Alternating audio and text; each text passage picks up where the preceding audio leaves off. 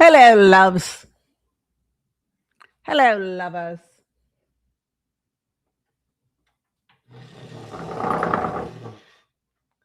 I'm hoping my cat did not partake of my water. The worst thing in the world is when you take a sip of your water and it tastes like your cat's whiskers. It's got a little bit of that fishy, bad breath. And you're like, oh, God, she did it again. She got into my water again. How is everybody? Oh, excuse me. I haven't cleared my throat yet. It's much better. I did do some dusting yesterday, so my allergies. My cat had a serious shed, but it's getting better.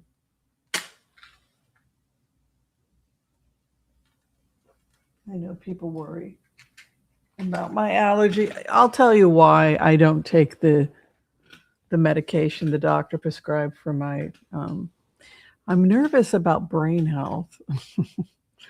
So I try not to take it, but I do have a postnasal drip.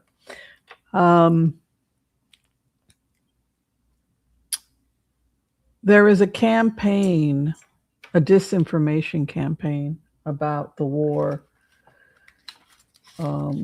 And I don't think the left, I don't think it serves the left to be part of a disinformation campaign, but Israel did not start the war. Iran started the war with the attack on October 7th, which killed 1,200 people that were brutally raped, tortured, murdered. Horrific things were done that we can't even show you on Facebook. So,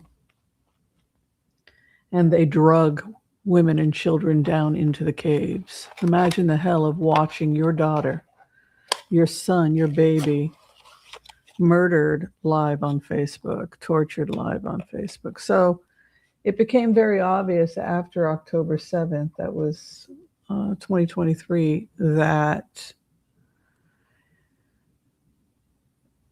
leaving Gaza, Israel had left Gaza in 2005 so that they could have a country. But unfortunately, Iran moved in with their proxy army and they ran a brainwashing campaign, a Nazi campaign, basically. And they created a generation of Nazi youth, similar to Hitler's Nazi youth in the Third Reich. And it resulted in, well, what happened was that those kids grew up, right? All of those kids that were going to Hamas schools that were paid for with Iranian and Qatari money to produce Nazis, right? Whoop. Sorry about that. Stop it. Don't do that. Computers do whatever they like to do whenever they like to do it. Okay, stop that.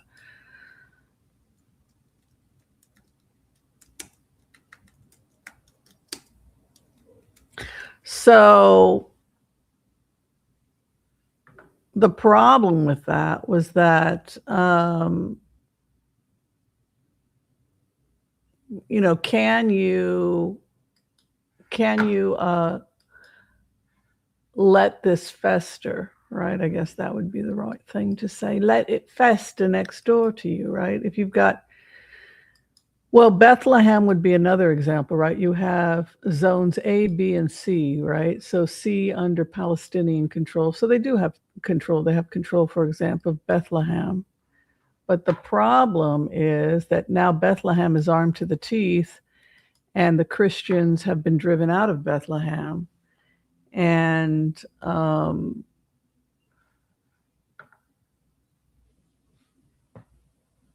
these kids grew up. That's what people have to understand. These kids grew up, and they were put through military training. First, they were indoctrinated. They were fed cookies and milk and fluffy toys that were kind of reminiscent of Sesame Street, and taught them good and bad morals and ethics. And it was straight out of Mein Kampf.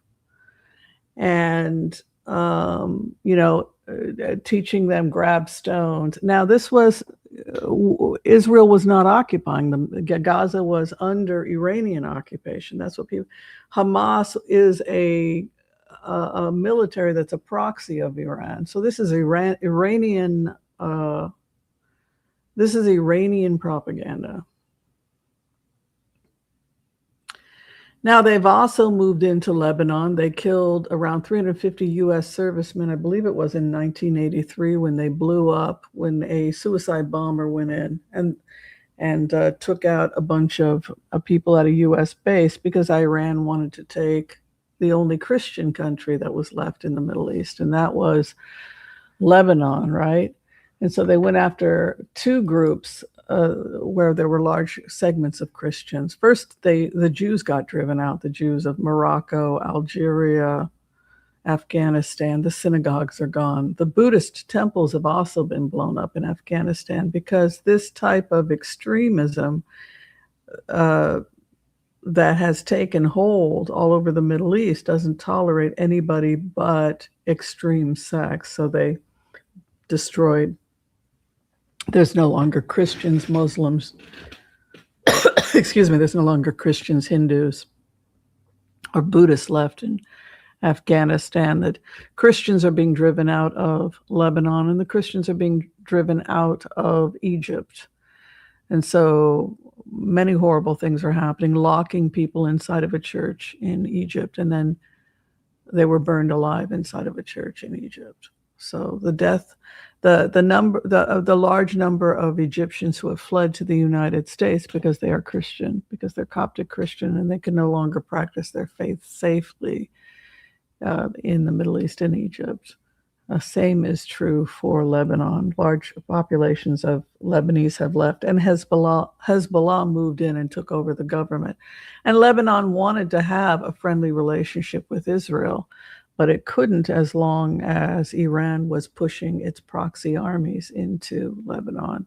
The U.S. pulled out, and it also pulled out of Syria a couple of years ago under Donald Trump, under the direction of Donald Trump. And most of us that had brains and educations and were looking at troop movements and the movement of Hezbollah in Lebanon knew that no good would come from this, right? And no good came from it, right? U.S. troops pulled out. And then what happened when there was nobody there to protect that trade route? Iran moved in. So two things worked to lead to the war. Number one was the Iran deal with Obama, where he was going to pay them not to kill people. Well, that didn't work. They simply took their money, built up their proxy armies, and began to take Lebanon. So the money went to building up Hezbollah, which took over Lebanon, right? So that was the first disaster. It was adding fuel to an already disastrous situation, right?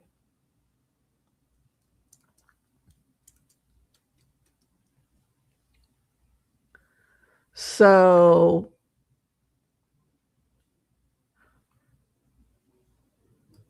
what else happened? By the time October 7th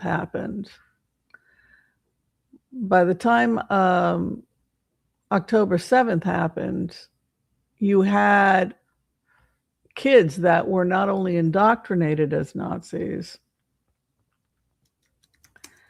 but they were going to training camps and they were being told, shoot a Jew behind every tree. You know, behind every tree, if you see a Jew, man, woman, child, kill them all.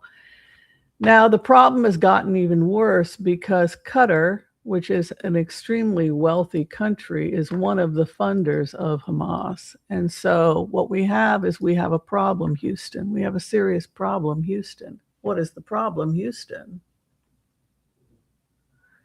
They grew up watching Sesame Street Iran. Sesame Street Iran. Nobody's occupying them. But what is happening is that Israel is watching and Israel is trying to monitor what weapons can get inside of the Strip, right? Because what's happening is that they're digging tunnels. They're digging tunnels between Egypt, Egypt has a fence, but they're digging tunnels underneath Gaza and Egypt, and they're smuggling weapons in that are coming in from Iran. So now Iran has armed them, has indoctrinated them, and is now putting them through extensive military training.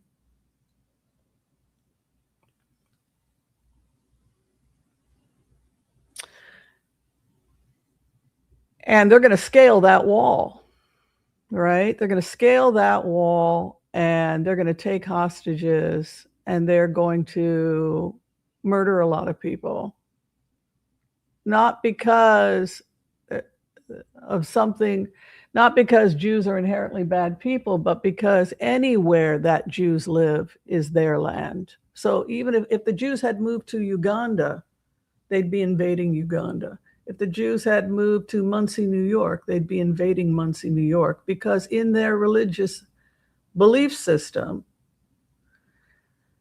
the Jews are an inherently evil people. This is similar to fundamentalist or medieval ideas that Christians held, and some still do to this day, the synagogues of Satan, right? This idea that the Jews are inherently, they are of the devil and the devil abides in them, right? And so they have this belief that there is the other, and the other is the Jew, and they're going to do everything in their power to take out the other, right? So that is the mindset that I think that people in the U.S. are not getting. They're not getting the mindset. They're not getting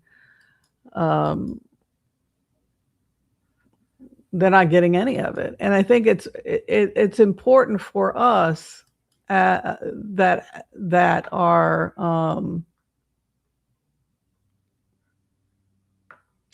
trying to build sustainable peace programs. You know, those of us that are part of the peace movement, we also have to be realist, and we can't reinvent history. We have to be willing to talk to people and educate people about what's really going on the ground, so that peace is sustainable. But peace is not sustainable if we rewrite history, if we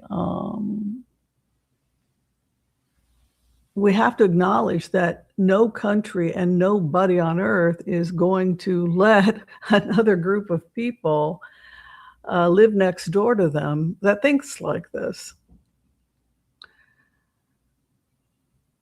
And remember, this ideology isn't just that they're anti-Christian, it's also anti-Hindu. If you look at what's happening in Pakistan with the crimes that are happening against Hindus in Pakistan, this extremist idea that the other is anyone that is not us. And it goes back to when you look at the writings of Martin Buber.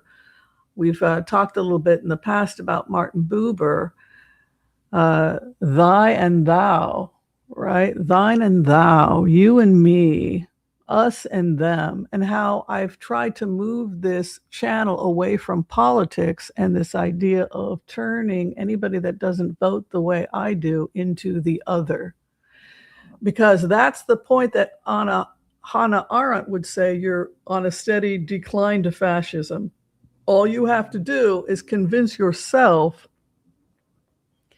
that they are the other, that they are subhuman, that they are inherently bad. And at that point, you've become a fascist. Then all of a sudden, because they're not quite as human as you are, it becomes easier to do terrible things to them. Right? And the same can be true for extremists in the Israeli government, right? We also are not happy about the lunatics like Smolarich, right? He's a lunatic, right? Netanyahu needs to go, right? They are not helping. They are fueling the crazy. They're actually fueling the extremism because they're making people more reactive. Whereas if they focused on integration and inclusion, they would be removing these children from the environment that drives them to terrorism in the first place. And Israel has to acknowledge that, right? So I think it's just important that people have real conversations and move away from demonizing any group. But I do think that the Iranian government is on its way out. And I think it's very obvious why the Iranian government is on its way out. You know, makes sense?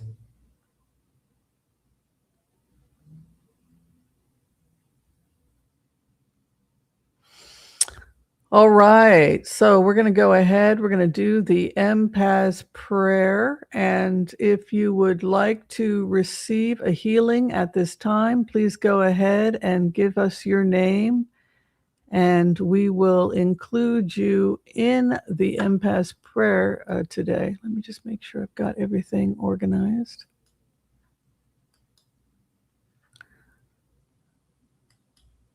Okay. Is everybody able to post? Okay. I'm just checking my stream here. I want to make sure my stream is healthy before we do the empath prayer.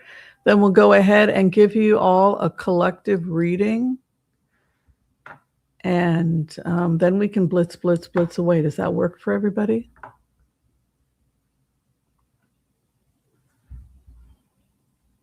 All right, let's do it. So it's a complicated subject, right? It's a complicated subject, but we don't want to become anti-Semites. And we want to check our facts before we go accusing people of things that are not true. Right? The UN. You know, I used to support the UN, and then the UN became corrupted, right? So now nobody believes in the UN anymore because the most corrupt, evil countries on earth have taken control of the UN because you have 61 dictatorships now voting in the UN. Why are dictatorships in the UN? Why are dictatorships having power to make decisions about my rights and your rights as citizens when they can't get their crap together at home? Why is Pakistan having rights? The horrible civil rights records against women and children in these countries, whether, you know, Pakistan, Iran, Saudi Arabia, Qatar. Get your act together when it comes to women's rights. Jordan, Egypt. Genital mutilation. 80% of the women in Upper Egypt have been mutilated. I don't want you voting on my rights in the UN. I don't. So the idea of the UN is great. But when we look at the people that are attacking Israel, we have to take a look at your own backyard because it's a mess. 1.2 million children married under the age of 18 in Iran since the lunatic took office, right? That took power. And a large percentage of them under the age of 12.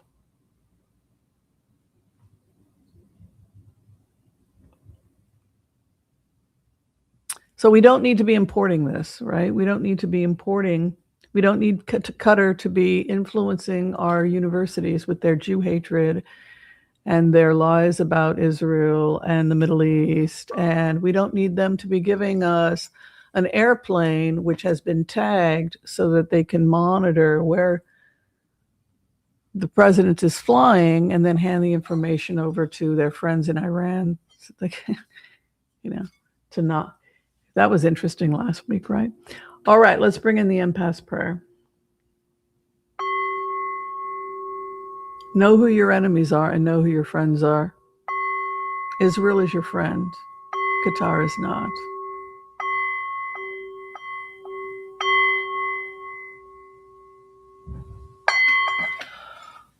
Okay. I want to call on white light protection for myself and this community as we ask permission from Spirit to access the Akashic records. We call on our spirit guides and our good angels to be with us. Please give us the clarity and the wisdom that is needed to empower all of us on our journeys to make the best decisions for ourselves, our families, the planet, the people we love, but also to help those that we may have strife with. And together collectively as a community, we say Amen. And for those of us seeking healing today, We come together at this time and we pray. We pray that you and those you love receive a perfect healing in mind, body, and in spirit. And together again we say, Amen, Amen, Amen. May all souls be healed. May you be healed. Yeah, I don't think the average American can even grasp the world that is the Middle East. It's a very dangerous, scary place, particularly if you're a woman. I lived there for years and years and years and years. The sexism is out of control. You're a child. They talk to you like you're a little kid. It's a creepy kind of thing, because on the one hand, you get talked to a lot like you're a child, but then you get sexualized, like sexualizing a kid. It's a really creepy. I had that happen to me a lot in the Middle East. Little girl, I'm actually 25. Like, it was just weird. You're not an adult. You're not equal to a man. You're not considered you're not considered rational. You're not considered ground. You can't give testimony. You can't even get a divorce without your husband's permission. I mean, it's yeah. All right. So this is the collective reading, and I hope that it gives you guidance and support. So we're going to start with a collective reading, and whatever applies to you, go ahead and take it for yourself. And if it doesn't apply to you, pass it down. This is a smorgasbord of ideas. We use this as an opportunity, like Carl Jung, to just go into the collective pool of consciousness. We are a hive mind, and see what ideas we share and how we can help one another through this collective reading. Let's take a look at what comes up. How will the week go, and what can we do to make it a healthy, happy, and productive week for all of us? I think that should be our question. And if you haven't had a chance yet to like, share, and subscribe, it would really mean a lot to me, as I'm moving the channel to my goal, 150,000 subscribers by the end of the year. So much appreciation, much love. Thank you.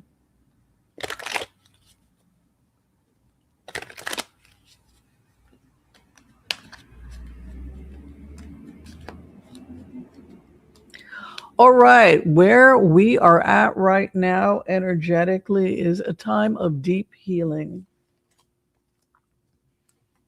You may be frustrated about everything that's going on in your life.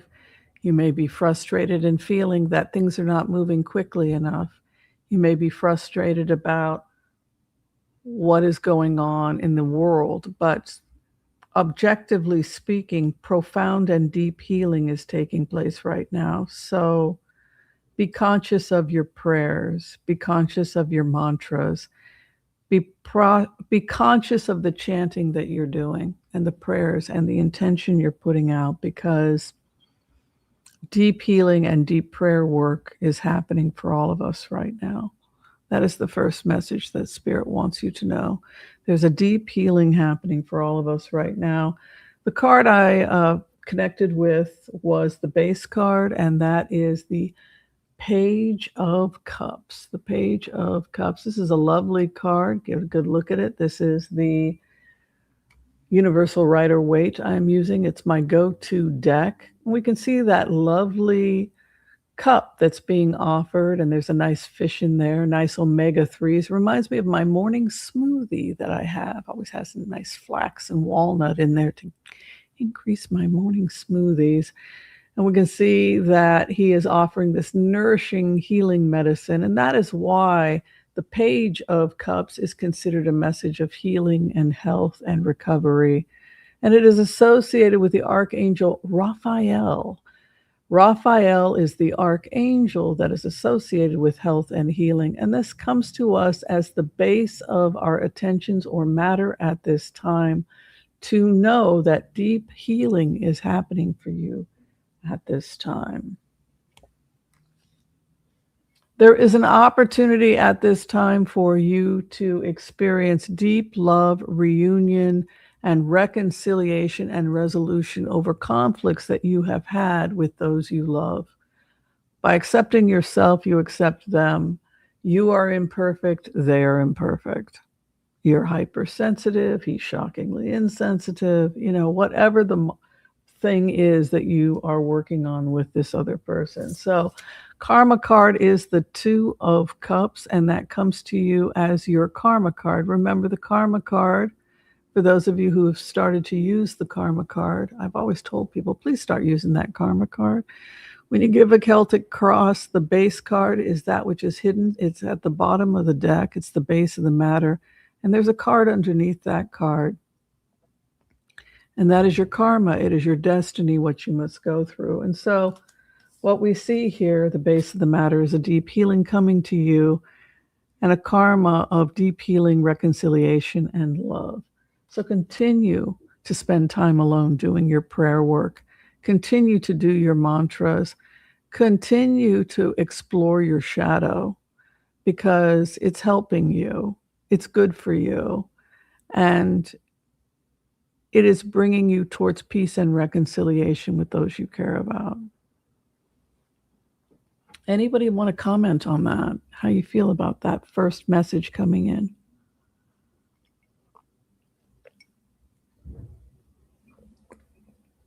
Does that speak to you? It speaks to me. Just pray for love and peace and understanding and reconciliation of the conflicts. Where you're at right now, be willing to know what you need to let go of. Stop beating a dead horse. Some things you just have to let go of. You had your say. They're either going to get it or they're not.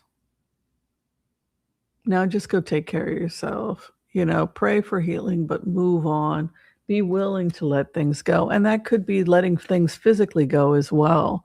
It could be time to let go of possessions and minimizing things, being more of a minimalist and keeping your life simple, keeping your expense. Don't overspend right now. Your crossing card is you'll be focusing a lot in the future on your investments and probably your side hustles.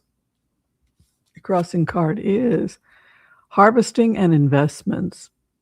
Seven of Pentacles. What is above you? Archangel Michael brings the sword of truth, and he is associated with the Page of Swords. And that is because he took the sword, excuse me, he fought the devil and he won.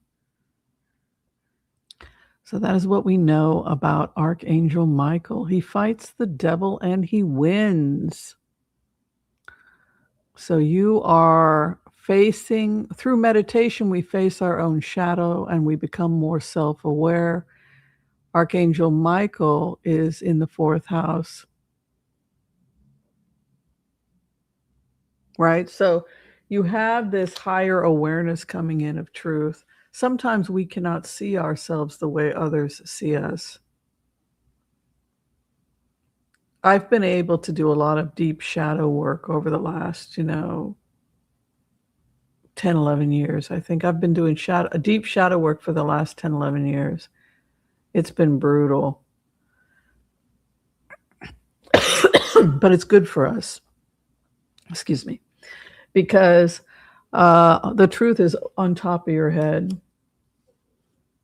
Being at, remote viewing, learning remote viewing helped me a lot because it allowed me to see the world as others see it.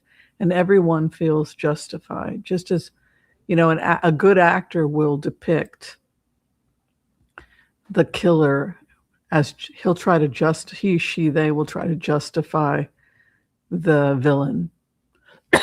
In the mind of the villain, everything they did was justified, right? So the actor has to put themselves in, like a remote viewer, in the shoes so completely to the character that everything they do seems reasonable. Even if it is boiling someone's rabbit, that really upset me about. Everything else she did was fine. He was a psychopath who cheated on his wife. He deserved to be miserable, but don't hurt the rabbit. That was my only. Evidently the actress, she struggled with that because she was trying to justify everything. Like, this makes complete sense. And then after the film wrapped and was edited, Glenn Close looked at it and said, oh my God, I can't believe that I had gotten myself into a headspace where this all made sense. It all makes sense, right? Um, it's just so obvious, right? Um, so yeah, I love seeing Archangel Michael in the fourth house because it means that we are doing serious work when it comes to the truth and our judgment. We're questioning our own judgment, which is also healthy. Sits in the third house, and that's what we sit in and that's what we marinate in. We're coming out of the Fool and we're entering into the time of we're getting smart with money. Many of us, I'm seeing investments and new business opportunities. I'm seeing some of you considering leaving the United States. I know in the fall I'll be in the country of Georgia. So I may do a stopover to Israel as well since they're close. But got that three of wands. Your wish is coming in. And it could also indicate international travel for some of you. Some of you have been grieving for a very, very long period, but I feel that the grieving is passing and now you're moving to a new vibration and you're beginning to build again because this grief comes in the house of opposition, but it's a passing energy. Like I went through a really rough time when I went through a divorce about 10, 11 years ago, and it just broke me mentally. And you wonder if you're going to come back from stuff like that, right? So I can certainly relate to that house of opposition being a broken heart, but in time, you heal and you learn and you do deep shadow work, and you may find yourself in a much better place than you were before because you've used this opportunity to have self-awareness. You know what I mean? The hope and fear at this time is that you are too dreamy, too much of imagination, living maybe in a fantasy world, not always being in touch with reality. Maybe you feel like you're not totally connected to things. It's your hope and your fear. Your dreams are your hope and your fear. Simultaneously, I want to be a great violinist, but I also recognize that I'm 63 years old. I could be with a Debbie Downer and I could say, well, this is a hopeless battle. Or I could just say, you know what? Every day I'm doing scales for 30 minutes a day. Every day I'm doing my Suzuki for 2 hours. Every day you're investing. Every day you're learning about how to take care of yourself financially. Every day you're investing in your health. These things take time, and you don't know what tomorrow will bring. I hope I live to be 120. I love being alive. With all of its sham and drudgery and broken promises, it's still a beautiful world. I wrote that. So we must take care of ourselves and strive to be happy. Right? So, we've got that dreamer in our hopes and fears. People say I'm a dreamer. Rubs her lamp and dreams. I have so many dreams yet to give, right? And yet I fear that I'm pathetic, right? This is what people said about the audition for the woman that wound up winning all those Grammys. I dreamed a dream, and everybody thought that she was Susan Boyle. They thought she was a pathetic loser. They felt sorry for her. Oh, you got autism. Oh, you sing. You're living in your grandma's house, right?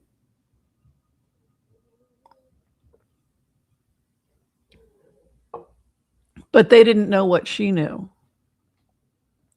They didn't know that she'd been in private musical training for 20 years and that she had been taking a train from her village in Scotland. She had maxed out all the training that she could achieve in that area, and she was taking a train, Susan Boyle, to London to receive advanced musical training. And she was doing this for years. And by the time she showed up on American Idol, she had achieved mastery as an artist. because people didn't know what she'd been up to, right? So having dreams is great, but you must work at them, just like Susan Boyle, right? People underestimated her because they didn't know that she had been tick, tick, tick, tick every weekend, taking the train from Scotland, taking those vocal trainings. Why? You're never going to work with Donny Osmond, right? That was her dream. And she went and she recorded with Donny Osmond because every day she chip, chip, chip, chip, chip, right? So your hope and fear is the Queen of Cups, but be aware that you have to work. You must have discipline as well. And the final outcome for you is mastery and the Magician. You can have everything you want, but you must decide what you want. You must not fear your dreams, but you must commit to them. You cannot avoid your dreams. There is a spiritual path to enlightenment through your dreams and through your work and through your mastery. It is not for you to decide, and it is not for you to abandon the work. You must simply get up every day, turn on the metronome,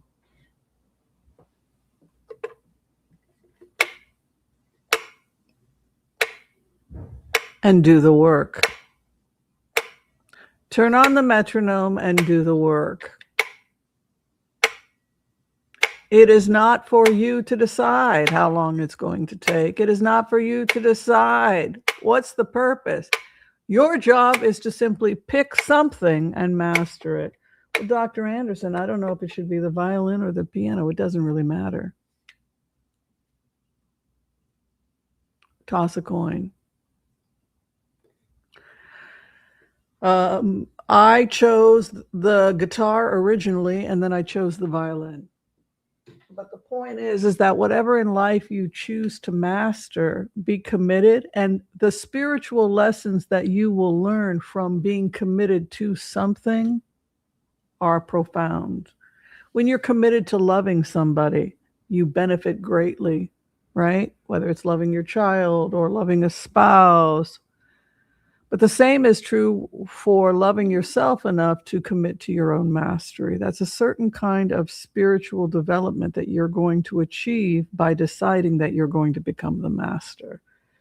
And the magician is the master. The magician has all the tools on their table, and they can do whatever they want to do. Right? So, same with Frank Sinatra. Nobody thought anything was going to happen with Frank Sinatra. Did he even get enough food to eat growing up? Wasn't he living on polenta? Right? Wasn't he a poor Sicilian kid living on water and polenta? Emaciated, right? No shoes, holes in his shoes. Nobody could have anticipated, as some poor kid from Sicily that was starving to death, who says, I'm going to be the next Caruso, right? He wanted to be Caruso. But but Frank Sinatra had to do it his own way, right? He developed his own style of music. He never became Caruso, though he was inspired by that mastery. He went on and he developed his own music style. Just like Elvis Presley was heavily influenced by Black churches, right? He wanted to recreate Black gospel, right? And so he was able to do his own thing, but he was heavily influenced by other artists, right? So that's what they're saying is pick something, commit to it. Don't worry about your age. Don't worry look at Paul Simon, man. He's 80-something years old. He just produced 7 Psalms and got a bunch of Grammys. It is not for you to decide whether you're too old. The Talmud is very clear on this, and I would stand with the Talmud on this. You must continue the work. Pick up a shovel and complete the work. But I don't have faith. Continue. It's not for you to decide. It is for you to continue the work. And mastery is one of the 5 principles.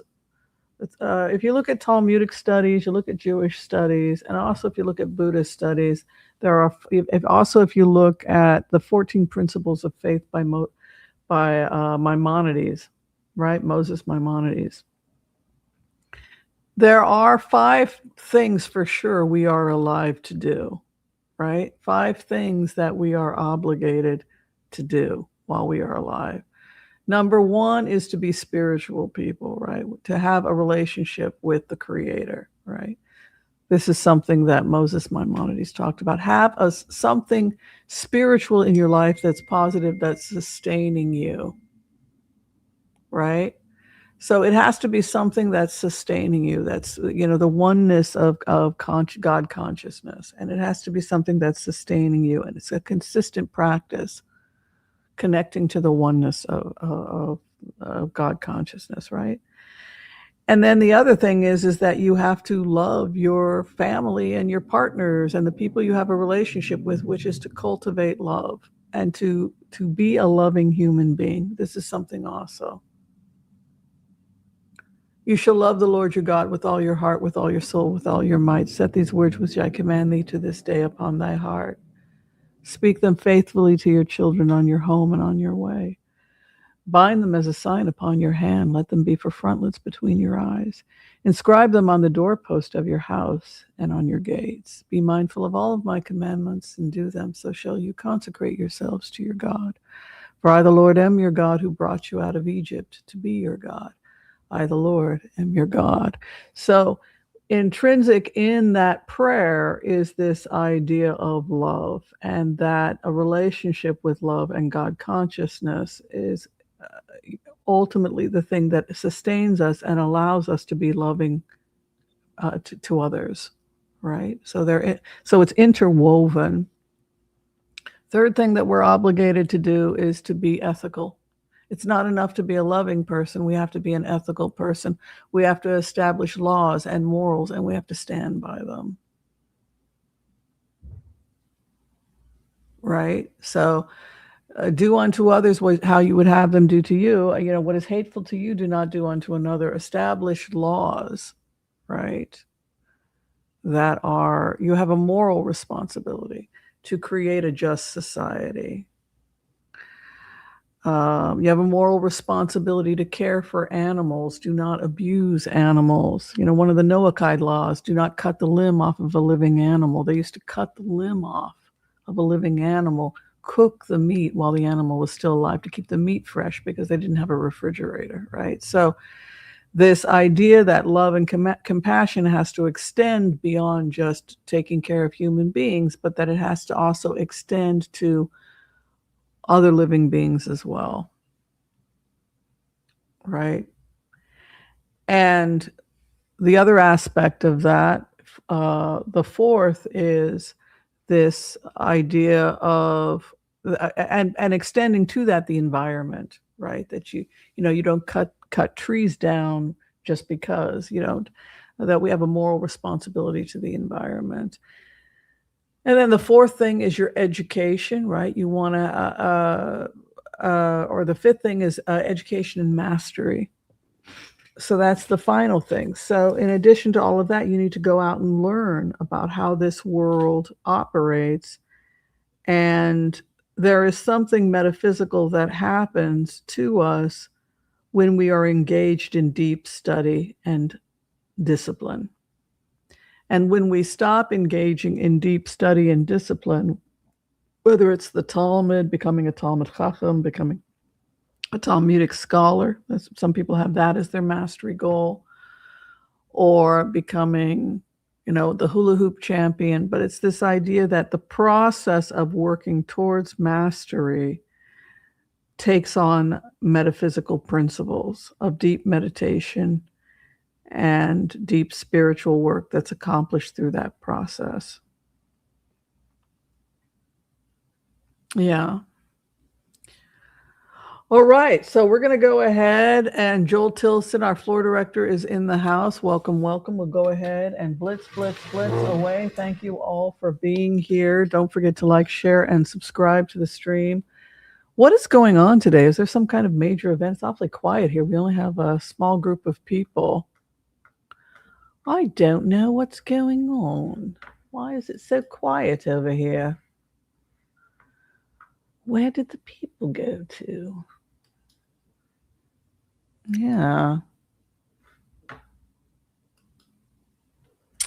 Just seems kind of quiet. Just seems kind of quiet.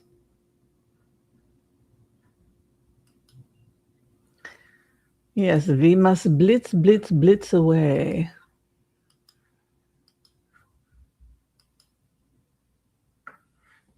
Won't that be fun? Yes, I got to get through all of Joel. I know Joel has some cue cards for me. I'll go through them in just a second. Just checking. Yes. Want to make sure everything's hunky dory. Oh, there we are. Okay, found myself. All right, let's blitz away. All right, Joel Tilson writes, Russia and Putin is disappointed with America's refusal of peace talks over Ukraine. Well, don't you think that Putin has been abandoned, everybody? That since MBS is joining the Abraham Accords for normalization with Israel, he's in love with Zelensky. You know, it's pretty much over. Putin is an old man. He's an old fart that nobody likes. His day in the sun is gone. Now he's a loser, right? And number 47, 45, 47 don't want to be associated with no loser. He want to be associated with a winner. And right now, Ukraine beat a winner, right? The balls and the cojones are with Ukraine. So you know MBS and Trump are going to want to switch sides, right? So we have Tower right over the situation. I feel that they've broken the defensive line for Russia. That's what it feels like to me. They have broken the defensive line for Russia. I don't know what's happening, but I see a major breach by Ukraine. And I do not feel, based on this energy, that Russia can hold the line. We have a Tower moving in, 7th position, the immediate environment for Russia. I'm seeing multiple drone attacks. They can't defend the line. What did I tell you? Who's an old timer here? Who's been here for a while? A couple years now.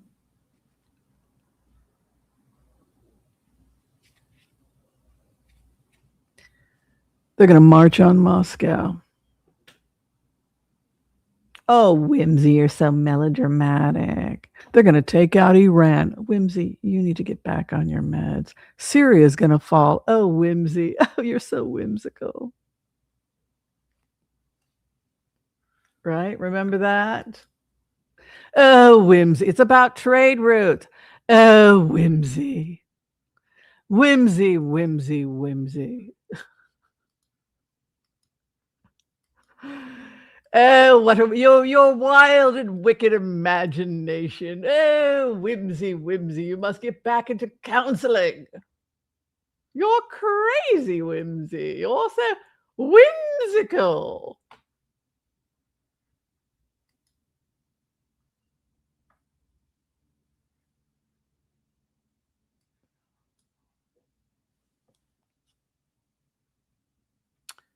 What's the problem with that? What's the problem with calling Whimsy crazy? You're insane. What's the problem with that? I don't have a problem with it, but what's the problem with that? Crazy people don't have data that's valid. Dun dun dun dun dun dun. Dun. Yes, if you're crazy, you can't do that. Right? You can't do that. You can't tell people, guess what's going to be happening in the next couple of years, because I've been doing data collection. And this is what my data collection is telling me is happening. You're crazy. Okay, well, if I'm crazy, why'd they agree with me?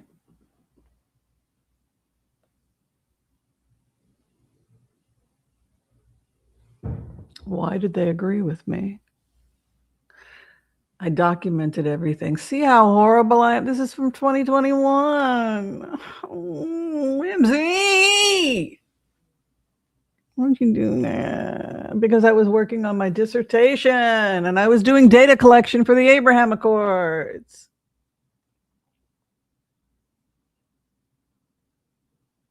And sending my data to a team of data analysts in Division 8200 of the IDF since 2021, December of 2021. Yes, which is what you're seeing, one of the documents from that.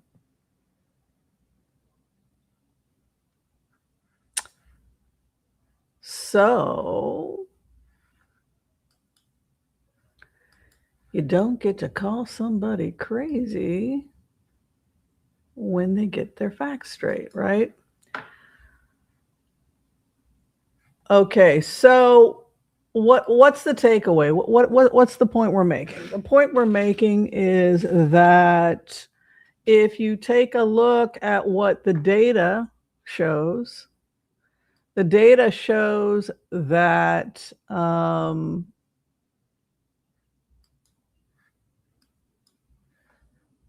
Putin, if they want to make their millions and billions, and we all know that all they give a crap about is their millions and billions, then they're going to have to isolate Putin, right?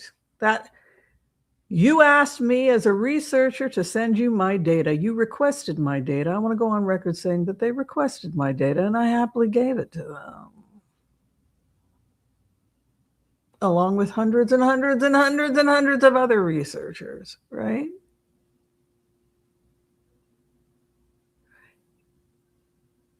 I got the data right, and I'm proud of that.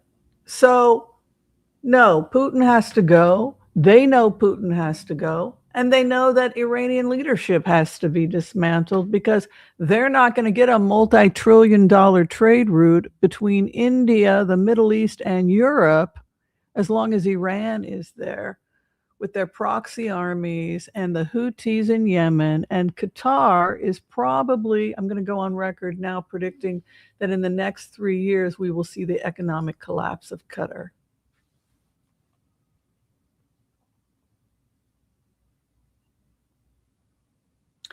Very longest they have, maybe 4 to 5 years before we will see an economic collapse of the country of Qatar. Either they move away from Nazism and from promoting this kind of insane, violent, crazy rhetoric, or they're not going to be on the world stage as a financial powerhouse in a very short amount of time, because the powers that be that want this trade route will erase anybody that gets in the way. And Iran got in the way. And Yemen got in the way. And now Qatar is getting in the way. So what's going on secretly that you may not publicly know, well, you know because you hang out here, is that Europe is very hungry to be a part of the Abraham Accords. Regardless of what they say publicly, Britain very much wants that trade route. Italy, Maloney, wants that damn trade route. She wants that trade route so bad, right? Because by doing this, by opening up this new trade route, we're talking about trillions and trillions of dollars, right?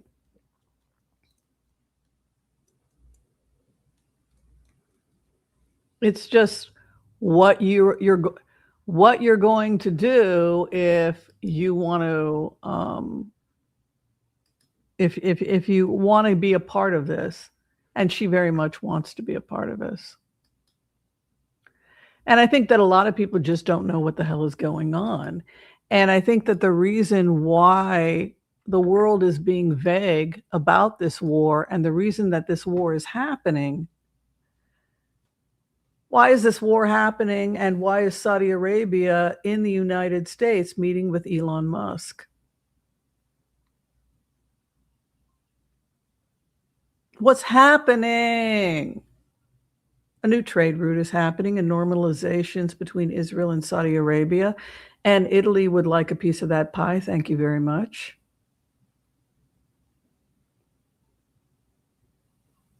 And so she's going to flirt, and she's going to do whatever secretly needs to be done to 100% support the takeout of Iran, but don't put my name anywhere near it. And when it looks like we've won the war, Italy will happily move in along with Britain and everybody else, because this is what's happening secretly, right? So that's what's happening secretly, whether people know it or not.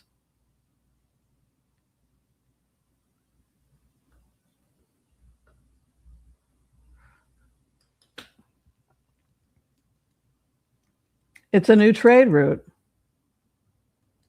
And that new trade route is extremely important. Let's just put it that way. So they're going to do everything in their power to have it. It's been interesting to watch the process. It's been interesting to watch the process, and it's been interesting for me, like, when are they going to tell the American people, or when are they going to let people in the general public know what the hell is happening? And I don't think that they're going to let people know anything. I think that there's also a genuine dumbing down of the general public. I think that there's just a dumbing down, like that the American public isn't going to be able to figure out. We are building a new trade route, and we need to take out Iran in order to do it. I just, yeah, I don't know why the secrecy. I don't know why the secrecy. Yeah.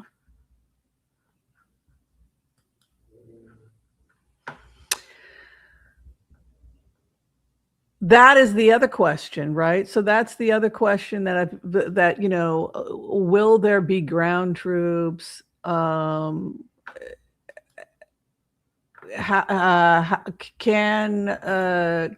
this war be, can this war be won without ground troops? I honestly don't know. I don't know. But I do know that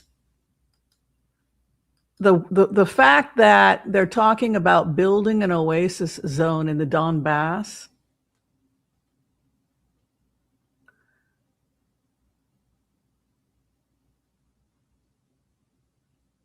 I think we all need to think about that very seriously. They are moving towards an oasis in the Donbass.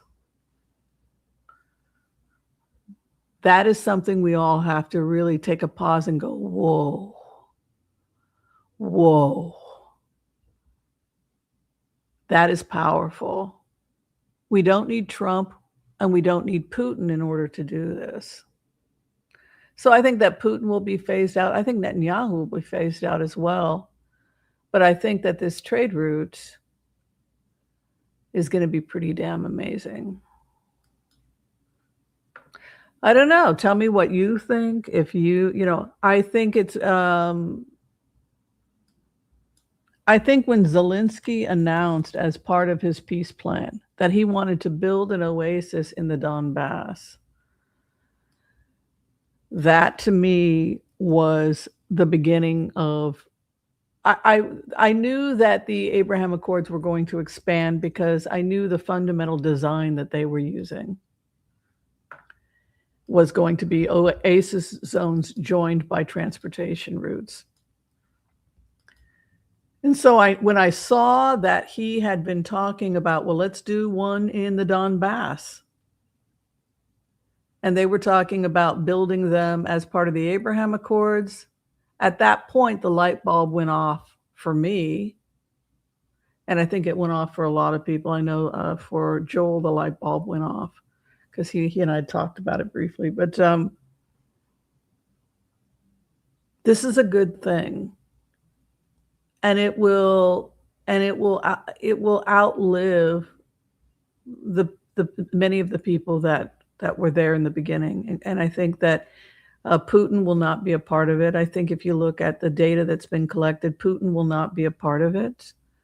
And I don't think that Trump will be a part of it, but I very, very much believe that Zelensky will be a part of it, and that they will join the Abraham Accords, and they will get that oasis done in the Donbass. Yeah. Exciting times indeed. So getting back to the idea of, what's going on with Russia, you have that Tower card moving into the seventh house of opposition. Inability to let it go or give it up, and hunkering down. So you have them in the devil's den with their prostitutes and throwing money to the church, the spoils of the war. It's a den. It's like a prostitution den, right? So human trafficking, drugs, and everything else that Putin made billions of, appears to be coming to an end. It's coming to a house near you, right? So it looks like they're taking it down. Look at this. And confiscating money. The people of Russia could be confiscating wealth from Putin. Look at that. He's not going to have a good ending with the Russian people. He'll be removed because he refused to leave. That's also really interesting. Whoa, I didn't expect that. Yeah. China is supplying advanced weapons to Iran, plus giving intelligence reports. It won't help. The problem with Iran is that they never built up their military. The problem is religious extremism is narcissism, right? Religious extremism is narcissism. So when you're a true narcissist, you're not going to go and die for the motherland. You're going to send somebody else to go and die for you because you're too good for all of that. We see this in Israel, right? Where the ultra-Orthodox, well, we're not going to join the military. You go and fight and die. We'll pray for you instead, right? So that's the rift that's starting to happen, because our prayers are more powerful than your prayers, because we're better than you are, right? So you go do the fighting and dying, and we'll stay home and pray, right? So the same thing was happening in Iran with the Iranian government. You go and do the fighting and the dying, we'll stay home and pray, because you're the little people and we're the big people, right? But the problem was that Iran wasn't prepared for a direct hit. What happens when they're coming to your neighborhood? Well, we were investing in foreign military. We were investing in Hezbollah, which was killing Christians in Lebanon, right? Was taking over Lebanon because they wanted to fire on Israel, take out the Jewish state, right? And they were smuggling weapons through tunnels via Gaza, going to take out the Jewish state, right? And the Islamic Brotherhood, right?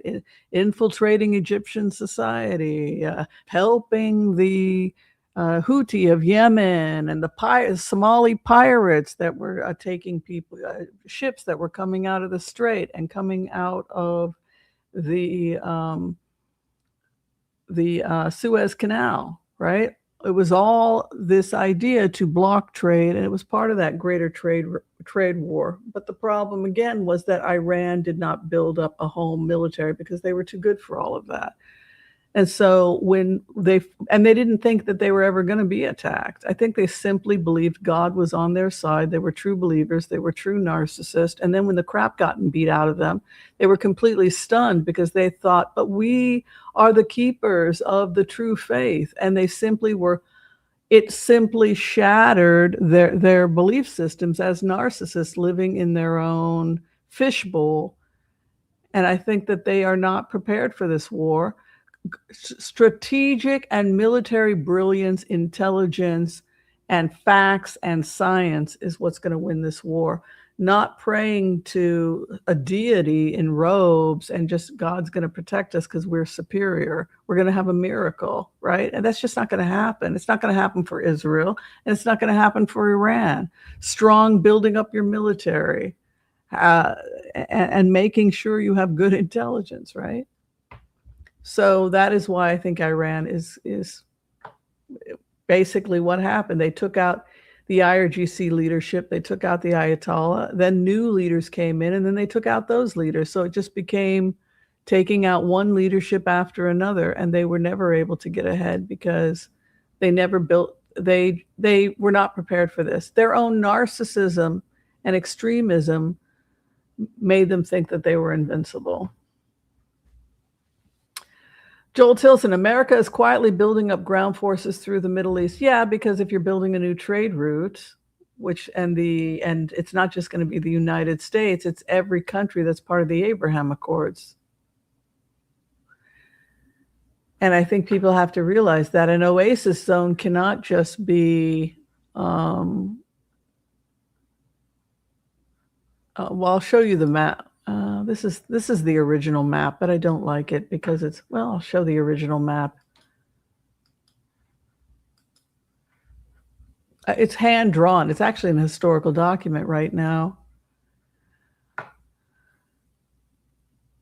But you can see each country controls their side of the security. So this would be the Israeli side, and they're going to have to be controlling their security. But you need Abraham Accords to be handling security on the other side as well. So you've got security to keep the zone safe. So the zone has security points all around it. This is a closed transportation system.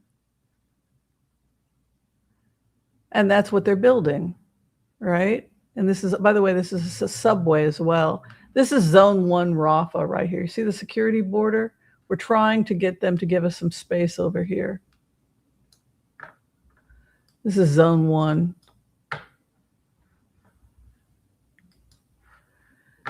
So you have to have security on all sides. You can't just have, here's the leaked map. They deviated slightly from my idea, but they kept pretty close to it.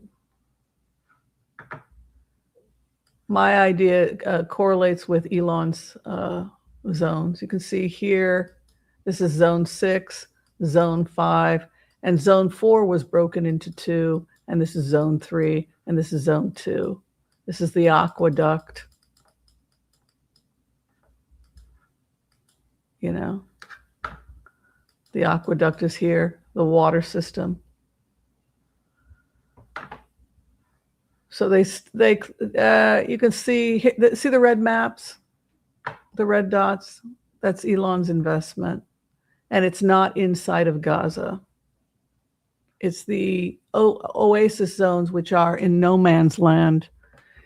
You see the line in front of Elon's red dots that separates Gaza from no man's land. So he's actually outside of Gaza. So what it does is it gives the Gazan people more space because they can then move into those zones. It doesn't take space, it gives them more space. And that's why it's such a brilliant idea. Yeah, if you're a peace lover, I mean, if you're not a violent person, why not come out and live in these zones and take a job and have some land, you know, build a farm, fall in love, have some kids.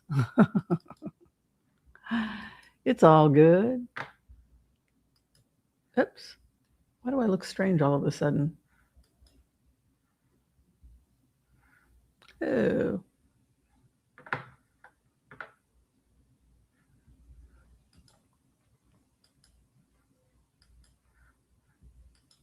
Here's one unit. How it would work.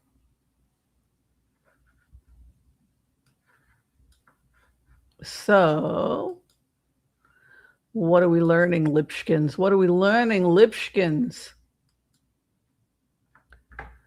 That it's a mutual, it has to be a team of people. It can't just be, for example, Israel and Gaza. It has to be plus the Abraham Accord League, and it's a land share agreement.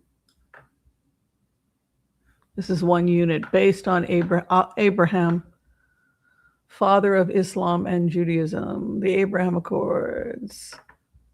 He had a four-cornered tent of peace, and the idea is to reconstruct it. All right, so yeah, you got to go bye-bye. Anybody who's an obstructor to that, that's why Trump keeps talking about the Abraham Accords. They're not telling Americans, they're not telling people anything, and so people are just, what the hell is happening? Why are we don't understand it. Why are we in Iran? Trump is on his way out. Absolutely. Everyone wins in the Oasis plan. That's the idea, you know. But what collapses Oasis in the past has been greed. People want to fight, so that is why you have a board of peace. The idea of the board of peace was to prevent that from happening, but a lot of people are already upset about the board of peace, that certain people are on it. Yeah, I mean, if you're going to be building an oasis and everybody wants a piece of the pie, then you have to have you have to agree to certain things like human rights and stuff like that. Russia is collapsing. I think so, yeah. I think that the cards suggested that they were going to take his money. Yeah. All right, it was fun hanging out with you guys. If you're trying to get in for a reading with me, you can find all that information below this video. We are out of here. I'm going to go make my morning smoothie. All right. Be kind to all so that all will be kind to you too. God bless. Peace out. We'll see you next time. Bye. Bye, everyone. Much love.